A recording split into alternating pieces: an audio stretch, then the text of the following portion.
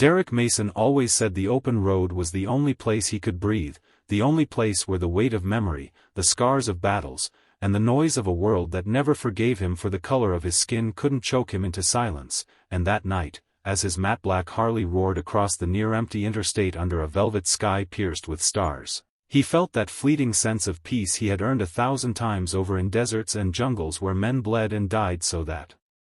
people like the ones now tucked safely in their homes could sleep soundly. Yet in the back of his mind, in that soldier's instinct that never truly shuts down, he knew peace never lasted long, that it was only ever a pause between storms. And sure enough, in the mirror mounted on the chrome handlebar, he caught the flicker of red and blue lights cutting through the darkness like fangs of some predator hungry for prey, and his jaw tightened because he already knew what this was: not a broken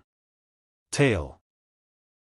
light, not a speeding violation, not anything that could be explained away with calm words and a license. It was the same old story dressed in new uniforms, a black man on a bike too expensive, too clean, too wrong for someone like him, and the flashing lights told him they were not pulling over a criminal but a man who simply did not fit the box they wanted him in. He slowed, guided the Harley onto the shoulder, the growl of the engine fading as he kicked down the stand and pulled off his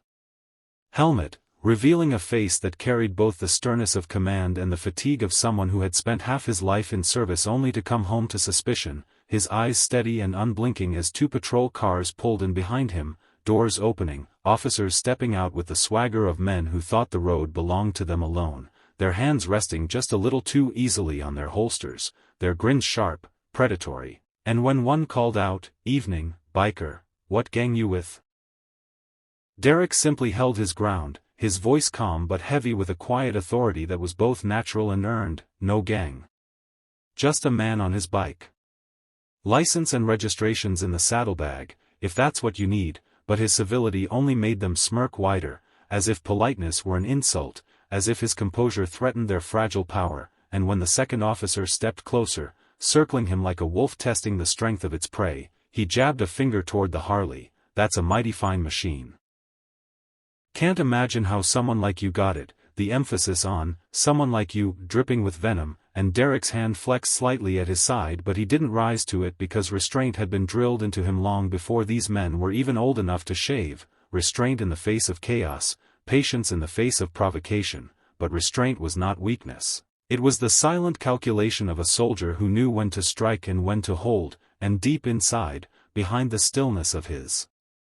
dark eyes, he was already calculating, already aware of how quickly this could spiral into something ugly. And that was when the taller officer reached for his arm, too casually, too confidently, as though Derrick were already guilty of something and belonged in cuffs. And in that moment the night changed, not with words, not with shouts, but with a sound, a deep thunder rolling through the ground itself, subtle at first, a vibration under his boots, then louder, stronger, until even the arrogant faces of the officers faltered, their brows furrowing as from the horizon came a roar that was not the hum of cars but the guttural growl of heavy engines. And Derrick knew that sound before his brain even caught up, because once you've ridden in convoys through hostile lands, once you've counted your heartbeats between IEDs while sitting behind steel-plated doors, you never forget the timbre of a Humvee. And now 4 of them emerged from the dark, desert camouflage breaking the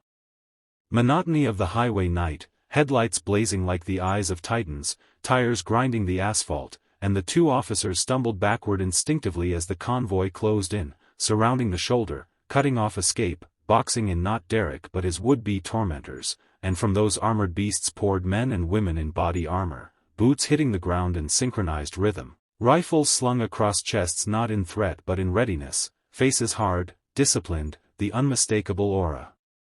of elite soldiers on a mission. And as they fanned out in formation, one of them stepped forward, his voice a hammer cracking the brittle arrogance of the cops. "Step away from him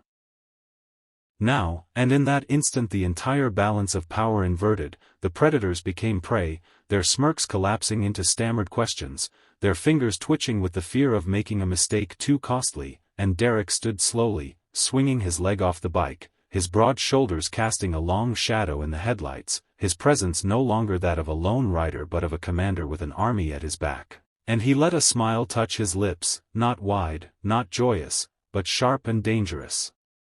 The smile of a man who had endured enough and would endure no more, as he said evenly, "You pulled over the wrong biker tonight," and though his words were soft, they carried more weight than any shout, because behind them was a history written in blood and sand, in loyalty forged in war zones, in bonds that no badge or prejudice could break, and as the Humvees idled like lions in the dark, the officers knew too late that they had mistaken a brotherhood forged in battle for a man they could